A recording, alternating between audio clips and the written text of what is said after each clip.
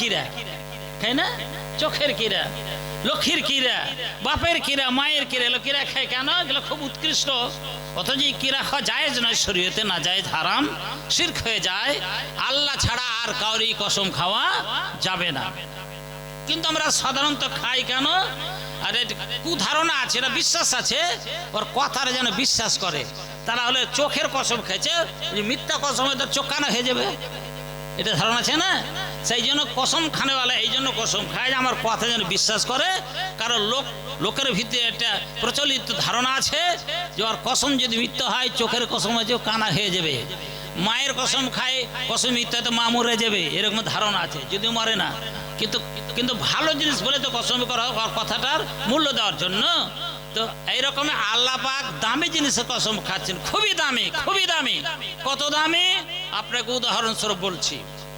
আসর, আজ প্রথম সময় ধরে নেন। আসর মানে সময়, কালের কসম, টাইমের কসম। টাইম কত দামি জানেন? এই যে টাইমের মূল্য আমরা দিই না, এই টাইম সম্পর্কে আল্লাহ জিজ্ঞাসা করবে কিয়ামতের মাঠে, বল আন উমরিহি ফিমা আফনাহ। আল্লাহ পাক রাসূল বলেছেন যে 5টা জিনিসের উত্তর না দিলে কিয়ামতের মাঠে পা উগবে না। তার প্রথম নম্বর হবে, তোকে 50, 70, 80 বছর সময় দেওয়া হয়েছিল, বল কোন কাজে ব্যয় করেছিলি, বল। ভালো কাজে ব্যয় করলে উত্তর সঠিক হয়ে যাবে, আর ভালো কাজে ব্যয় না করলে জবাব দিতে পারা যাবে না। আর 50,000 বছর দিনে ওই দিনে কষ্টে রৌদ্রে তাপে থাকতে হবে, সে জাহান্নামে চলে যেতে হবে। সময় হতে দামি, এই সময় সম্পর্কে আল্লাহ জিজ্ঞাসা করবেন। আর সময় কত দামি আপনি বুঝতে পারেন, আপনাকে উদাহরণ দিয়ে বোঝাচ্ছে, শুনুন। এখান থেকে আপনি যাবেন কলকাতা, দিল্লি, বোম্বাই, ট্রেনের টিকিট কেটেছেন, রিজার্ভেশন করেছেন, আর ট্রেন ধরুন ফারাক্কাতে যে আপনি, ঠিক আছে, ট্রেনটা টাইম আছে 10টা, আপনি বাড়ি থেকে 9টায় বেরিয়ে গেছেন, আগে বের হয়েছেন, স্টেশনে বসে আছেন, টিকিট পকেটে করে 5,000 টাকা 2,000 টিকিট কেটেছেন। আর ঠিক ইন্তজার করতে করতে ট্রেনটা ঢুকবে, আর আপনার পালপিটেশন শুরু হয়ে গেল পেটের ভিতরে, প্রেসার ক্রিয়েট করছে, যাও নামা ভিতর থেকে। কি আপনি যেতে হবে মাঠে, বেতুল খালা, লেট্রিনে যেতে হবে, টয়লেটে যেতে হবে, না গেলে কাপড় খারাপ হয়ে যাবে। কি করুন আপনি? অপরদস্ত করতে পারছেন, ট্রেন ঢুকছে, আপনি বাধ্য চলে গেলে, জায়গা কাপড় টাপড় খারাপ হয়ে যায়, তখন ট্রেনকে চাপো কেমন করে চলে গেলেন আপনি বেতুল খালা, অর্থাৎ লেট্রিনে। ওখানে লেট্রিনে গিয়ে আপনি 2 মিনিট 3 মিনিট থাকলে, আর ট্রেনটাও ঢুকলো, 1 মিনিট দাঁড়িয়ে প্রস্থান করলো, 1 মিনিট দাঁড়ালো, আপনি ওখানে 2 মিনিট লাগালেন। এই 2 মিনিট আপনি যদি না লাগাতেন তাহলে ট্রেনটা আপনি ধরতে পারতেন, কিন্তু 2 মিনিট না লাগাইতে পারার কারণে ট্রেনটা ছুটে চলে গেল, আপনার সবই বেকার। কি টাকাটা বেকার গেল, যে কাজে বের হয়েছে সেটাও বেকার হয়ে গেল, আপনার খাটার মেহনতটা বেকার, সবই বেকার হলো। কেন? এই 1 মিনিট কি 2 মিনিট, এই টাইমের কত মূল্য আপনি বুঝেন, বুঝলেন? এই মূল্যবান টাইমের কসম আল্লাহ বলছেন। আর যদি সময় আসরের নামাজের টাইমও বলা হয়েছে, মুহাদ্দিসিনে কেরাম ব্যাখ্যা করছেন, আসর মানে আসরের সালাত, আসরের নামাজ। আসরের নামাজ কেন এই নামাজের কসম খেলেন? অন্যান্য নামাজ চাইতে আসরের নামাজের দাম বেশি আছে। এই জন্য আল্লাহ পাক স্বয়ং কালাম পাকে বলেছেন, হাফিজু আলাস সালাওয়াতি ওয়াস সালাতিল উস্তা। ওরে আমার নামাজি বান্দা বান্দিরা, তোমরা ঠিক 5 ওয়াক্তের নামাজ সঠিকভাবে পাঠ করো, টাইম মতো, নিয়ম নীতি অনুসারে। সালাওয়াত, সালাতের বহু বচন সালাওয়াত। সালাত বলতে গেলে 5 ওয়াক্তের সালাত চলে আসে। এই সালাত বলার পরে আল্লাহ পাক আবার বলছেন সালাতুল উস্তা, মধ্যকার নামাজটা বেশি গুরুত্ব সহকারে তোমরা পড়ো, বেশি মনোযোগ সহকারে। আর মধ্যকার সালাত বলতে আসরের সালাত বলা হয়েছে, কারণ আসরটা মাঝখানে পড়ছে, ফজর আর জোহর এদিকে দিনের প্রথম দিকে, আর মাগরিব এশা দিনের শেষ দিকে, রাতের অংশ, আর মাঝখানে পড়ছে আসরের সালাত। এই জন্য বলেছে ওস্তা। এই ওস্তা সালাত যদি তোমরা ঠিকভাবে পড়ো, অন্য নামাজে তোমার সঠিকভাবে পড়া হবে। এই ওস্তা সালাত যদি কেউ ছেড়ে দেয়, আল্লাহর নবী হাদিসে বলেছেন, মান ফাতাতহু সালাতুল আসরি ফাকান্নামা উতরা আহলুহু ওয়া মালুহু। ও বেনামাজি ভাইরা, অন্য নামাজ ছাড়ছেন, আসর তো ছেড়ে দিচ্ছেন বটে। আল্লাহর নবী বলছেন, শোনো বেনামাজি, আসর এত দামি, তুমি হয়তো বুঝতে পারো না ক্ষতিটা, কিন্তু জেনে নাও অবহেলা করে আসর সালাত যদি ছেড়ে দাও, কাহান্নাম ওতে আহাল হো আমাল হো, তার আহাল ইয়াল বাল বাচ্চা ছেলে মেয়ে স্ত্রী পরিজন বর্গ ধন সম্পদ গাড়ি বাড়ি টাকা কড়ি জমি জায়গা সব কিছু ধুলিসাৎ হয়ে যায়, ক্ষতিগ্রস্ত হয়। আসর নামাজ অবহেলা করে ছেড়ে দিলে তো ক্ষতিগ্রস্ত হয়ে যায়। সুবহানাল্লাহ বলুন, সুবহানাল্লাহ। হে ভাইরা আমার, এই আসর নামাজের এত গুরুত্ব দাম আছে। এই জন্য আসরের নামাজের আর সময়ের কালের কসম খেয়ে আল্লাহ পাক বলছেন, ইন্নাল ইনসানা লাফি খুসরিন। ও দুনিয়ার মানুষ শুনে নাও, দুনিয়াতে যত মানুষ আছে, মাওলানা হোক, হাজি হোক, গাজী হোক, মুহাদ্দিস হোক, সম্রাট হোক, বাদশা হোক, যে কোনো লোক না কেন ক্ষতিতে পড়ে আছে, ক্ষতিগ্রস্ত হয়ে আছে। কিন্তু কারা ক্ষতিগ্রস্ত নয়? ইল্লা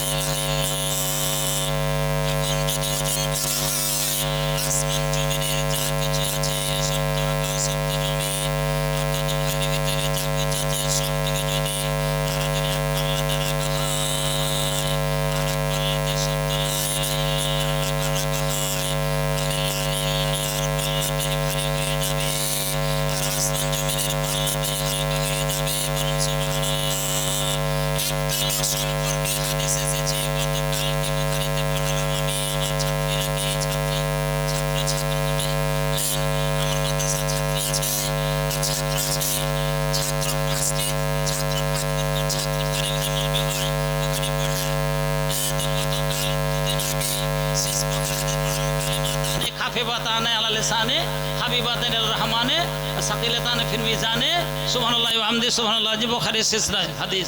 তো ওইখানে আপনাকে একটা হাদিস বলেছিলাম, ওই মেয়েরাকে ছাত্রীরাকে আজকে 29টা ছাত্রী আলেমা করলাম এবছর, বুখারী পড়ে 29টা ছাত্রী, ওদেরকে বোরকা দেওয়া হবে, সার্টিফিকেট দেওয়া হবে মৌলবীর। তো ওই হাদিসটা বলছিলাম যে লা ইলাহা ইল্লাল্লাহ কত ভারী, কত ভারী। আল্লাহ পাক রব্বুল আলামিন একটা লোককে বলবেন, ওই লোকটার 99টা গুনহার খাতা ফেলে দে মাহাশরের মাঠে। ইখরিজুল্লাহু লিরাজুলিন তিসনা সিজিল্লাত, একটা মানুষের 99টা গুনহার খাতা, গুনহার দপ্তর হাসরের মাঠে বিছিয়ে দেওয়া হবে। ওয়াকুল্লু সিজিল্লাতিন মিসলু মাদ্দে বাসারিহি, আমি হাদিস পড়ছি, হাদিস বুখারীর হাদিস, হ্যাঁ না? আল্লাহর নবী বলে গিয়েছেন ওই লোকটার প্রত্যেকটা গুনহার দপ্তর কত বড় হবে, যত দূরে তার দৃষ্টি যাবে তত দূরে এক একটা দপ্তর গুনহার পড়ে আছে। সুবহানাল্লাহ, কত পাপী লোকটা। তো আল্লাহ বলবেন, এই শুন, তোর খাতা গুনহার পড়ে আছে, এগুলা আমার ফেরেশতা